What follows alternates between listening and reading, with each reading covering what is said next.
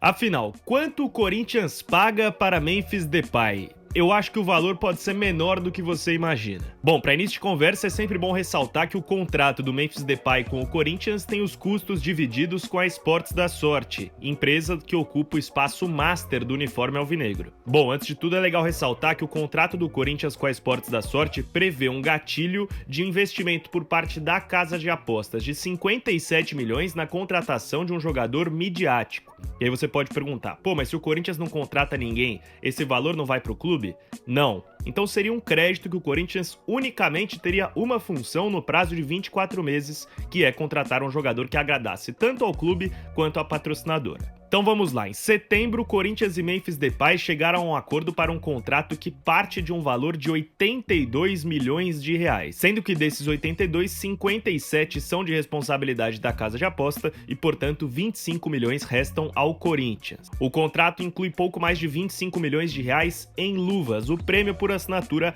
pago no momento que Memphis Depay pegou a caneta e colocou no papel timbrado do Corinthians. Ah, e essas luvas divididas em 3 parcelas, uma por ano, 24, 25 e 26 quando acaba o contrato. Chegamos numa parte importante aqui que é o contrato de performance, a produtividade do camisa 10 no Corinthians. Memphis receberá pouco mais de 3 milhões se for relacionado para 50% dos jogos durante seu período no alvinegro. E ainda mais 2 parcelas de 1,5 milhão cada se ele for para 60% dos jogos e mais 1,5 milhão se ele for para 70% dos jogos. Totalizando assim mais ou menos 6 milhões de reais. Se o Corinthians ganhar um título durante a passagem de Memphis Depay pelo Corinthians, seja ele qual for, um gatilho de 4,7 milhões de reais. Pode ser o Campeonato Brasileiro, pode ser a Libertadores ou Paulista, se ganhar pelo menos um, 4,7 milhões. E esses mesmos 4,7 milhões se repetem caso ele seja escolhido para a seleção do Campeonato Brasileiro em alguns dos 3 anos de sua passagem pelo Corinthians, 2024, 2025 e 2026. E o Memphis já atingiu 2 gatilhos desse contrato que dizem respeito à participação em gols, seja marcando ou dando assistência.